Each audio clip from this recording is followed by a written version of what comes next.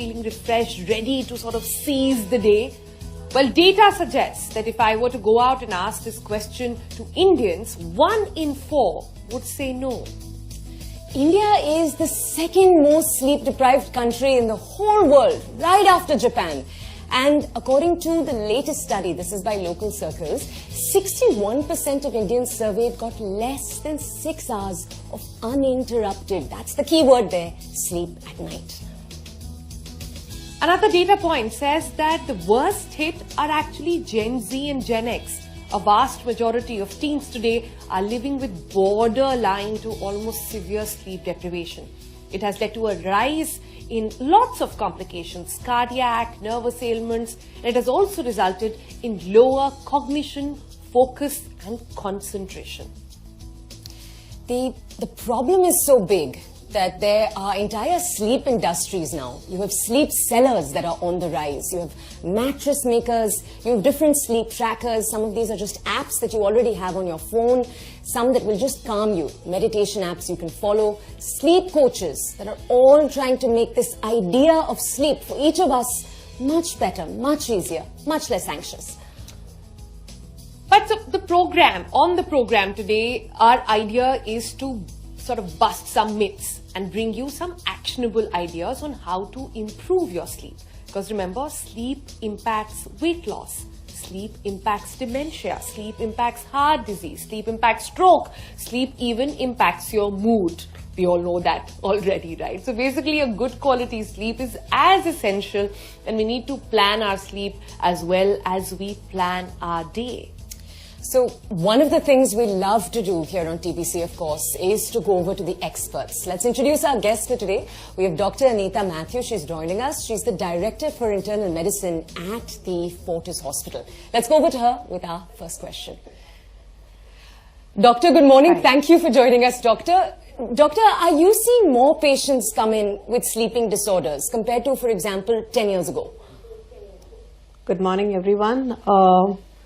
Definitely, we are seeing more number of patients who walk in, but probably not with the sleep disorder as a predominant complaint. What they do come in is with a vague set of complaints, and then on inquiry, they also let us know that they are deprived of sleep as well.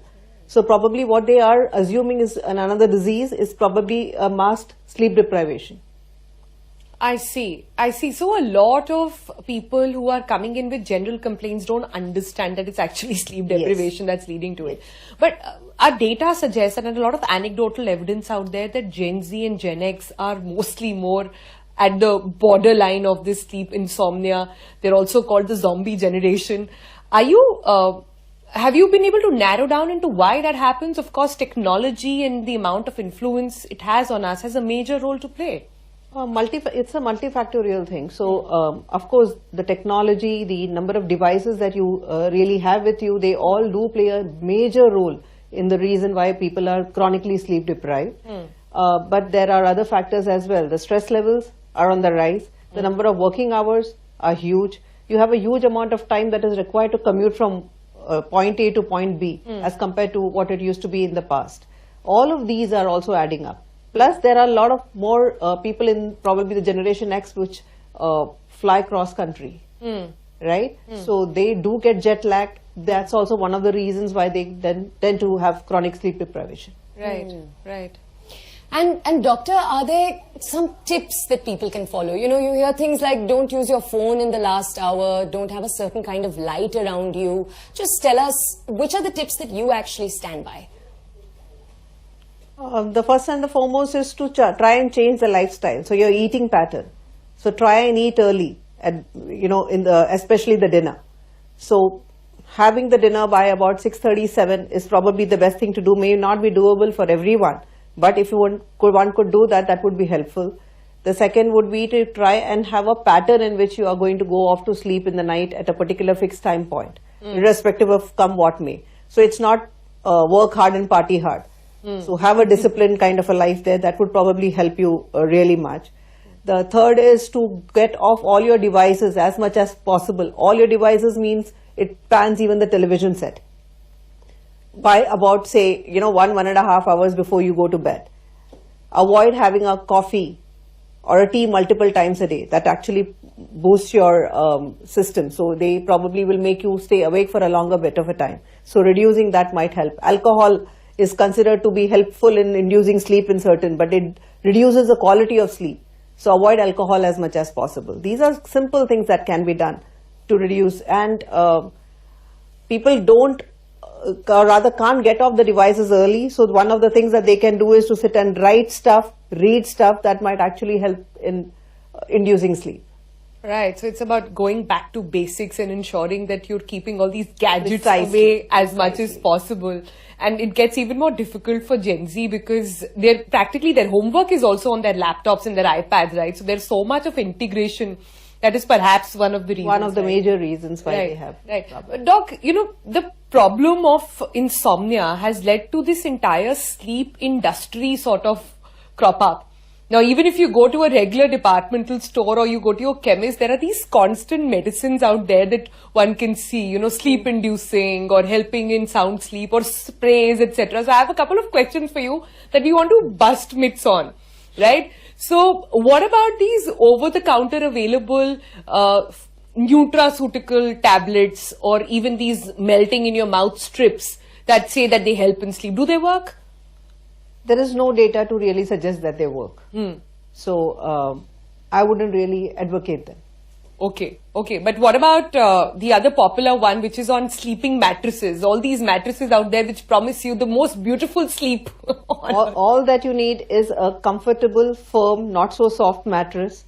You need pillows which are just right for your neck. I mean, if you have a neck problem, invest in a neck-based pillow. Make sure that your pillows and your mattresses are changed periodically. Something like 8 years for mattress and 2 to 3 years for pillows is what is generally advocated in the medical circles. Try doing that. That's all that is required. You don't need to invest in fancy stuff. Okay, then all these fancy mattresses then saying that they will give you the most dreamy, beautiful sleep is really not working then. But what about these sprays?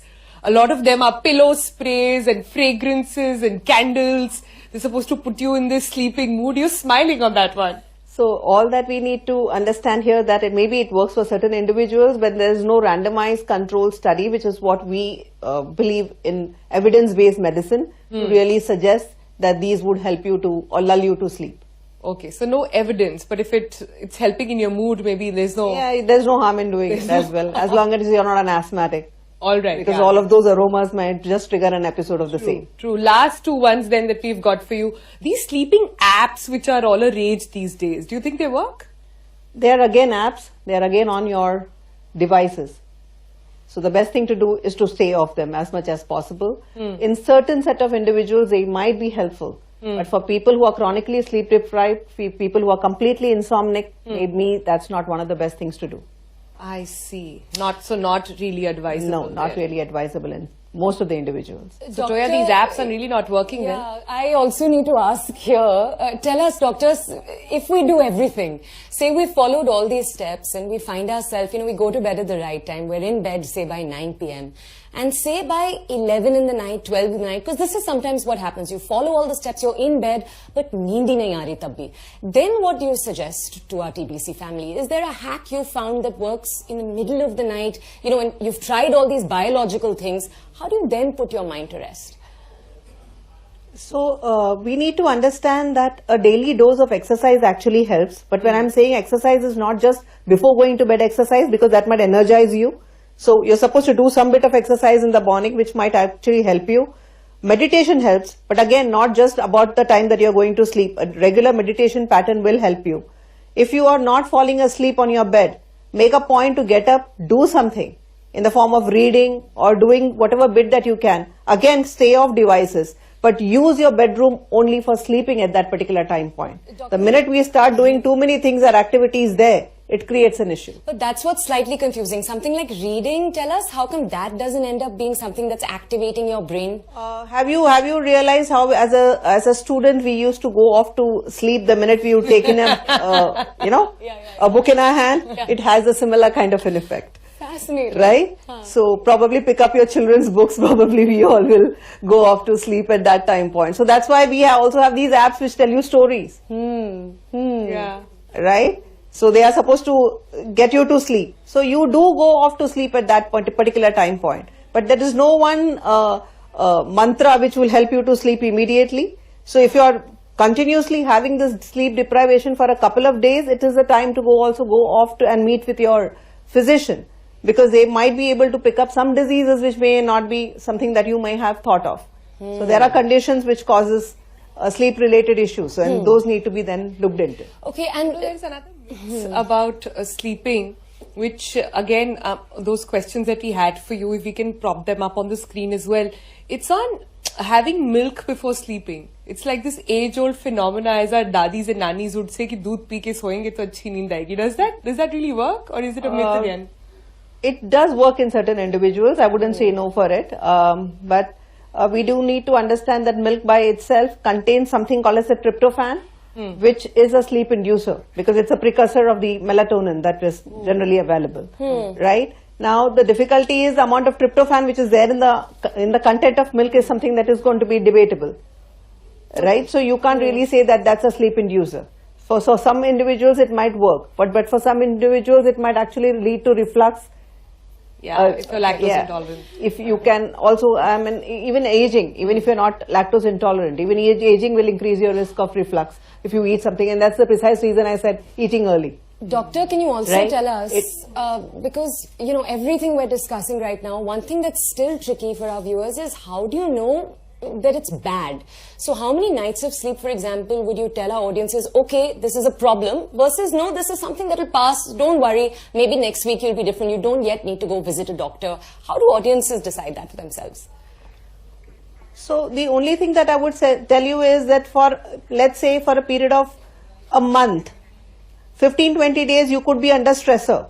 So you may still not be in a position to sleep. But for a month, if it is continuing, and if it hampers your cognition, your basic behavioral pattern, if you're sleepy in the daytime, if your partner or whoever sleeps next to you tells you that you have been snoring, right? And if you have periodically been putting on weight or having a water retention, these are signs that there is something going seriously wrong with your body. And that's the time point that you should be visiting your doc.